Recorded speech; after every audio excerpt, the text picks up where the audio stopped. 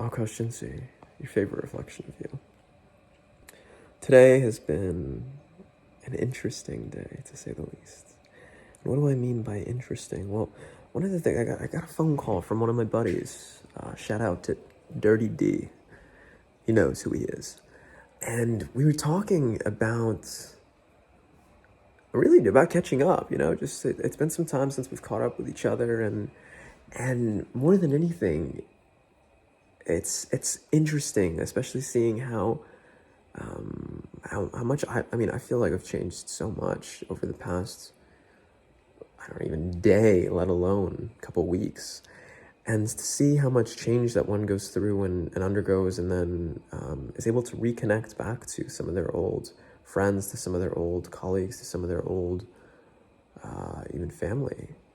There's something to that, because amongst our travels, it's easy to actually let go of and lose a piece of who we were because of what we've seen in our travels and kind of how that's impacted and affected us. But to be able to come back to a friend, to be able to reconnect, and to be able to bring the travels of your life with you and share that with someone else, and share it in a way not only that's kind of on social media where you're like, oh cool, I saw those pictures, or I see what you're posting, but not only that, but the realness of, okay, well, what's the background behind that? What's the mind that's seeing and posting these things?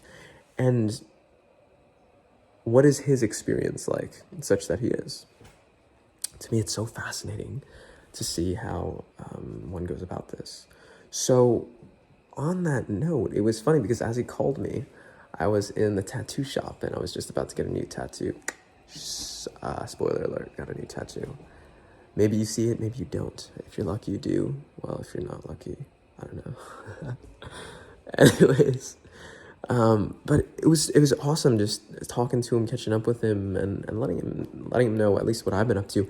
But more importantly, to me, one of the things I absolutely love about conversation is I love getting to know people. I love getting to know what's going on in their mind. I love to see where their head's at. I like to see what's the problem that they're facing right now. What's bugging them. I like to see what makes them passionate. What makes them so excited. What are they excited about in life? And I love hearing and just covering the majors in life. Those being health. How healthy are you? What's your health like? Are you in the best shape of your life, or is it not so much?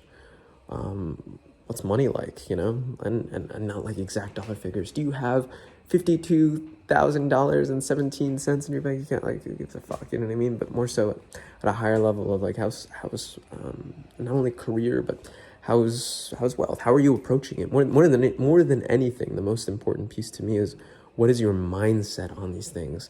How is your mind viewing these things? Are you seeing something as an issue? Is a friend, is that person seeing it as an issue? Because to me, my friends, we don't have issues in health, wealth, or relationships or spirituality. Why? Well, we simply don't. We have the right mind for it. And I've surrounded myself with gentlemen who put the work in to make sure that they tweak their mind. One of the most beautiful things that I see myself do, and I see my friends do, is that they tweak their mind. And you're like, bro, okay, how do you tweak your mind? Well, actually, you get out a little screwdriver, you put it in here, and I'm playing around, but it's kind of what it's like, I was in Dallas, and one of my buddies, he saw me going through this process. There's a few different processes that I'll do, usually on paper, pen and paper, where I'm writing about things. I'm thinking through ways to reframe a situation, or to kind of configure the way my mind views it. And it's funny because as he was observing me, because I was kind of like, I was out on the porch, I was on like a deck, we were on the second floor of, it was in Dallas, like I mentioned, second floor of a townhouse. And that townhouse had like a little porch area. Think of like almost like, I wouldn't say porch, it would be more of a balcony, a small little balcony, maybe about the size of two stovetops, maybe a little bit bigger, three.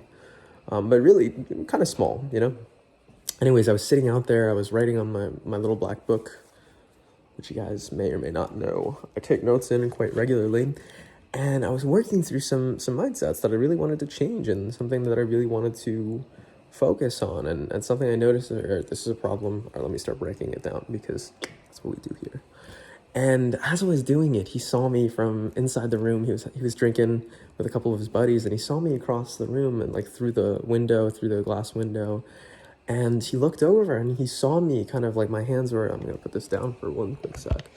But it was like almost like I was working with my fingers like this, and as I was talking, I was like, okay, cool. It was literally something like this. He saw me from the distance and he was like, dude, what are you doing? He's like, I've never seen someone do something like this, but I can tell you're doing something, but I don't know what it is. And I laughed. I was like, oh, I'm working with my mind a lot. And he's like, wow, that's interesting. I've never seen you do this before. But I can tell you were in you're in deep thought. Why don't you hang out with us? Why don't you let's talk, let's hang, let's drink, blah, blah, blah. I'm like, bro, I don't drink.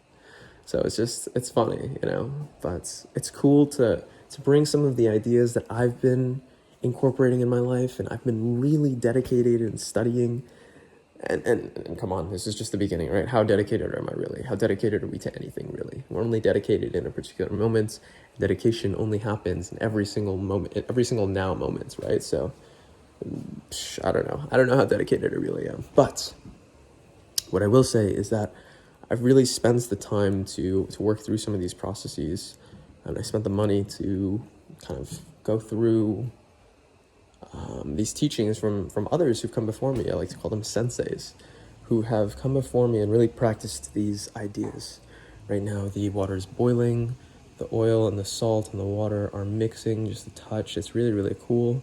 I like that, It's so interesting how in just 5 minutes, just like that, magic happens, and, well, water's boiling. Lastly, I'm going to leave you guys on this note.